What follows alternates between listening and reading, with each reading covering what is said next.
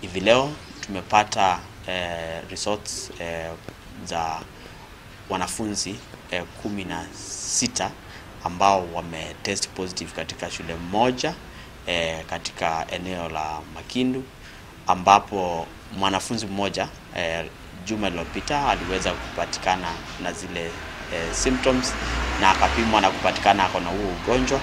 Na jinsi vile tulivyofanya contact tracing, tumeweza kupata wanafunzi zaidi 16 ambao wametest positive.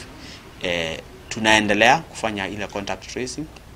Tutaweza kuwahudumia hao ambao wamepata positive results kwa isolation katika shule hiyo. Ile inaitwa surgical approach.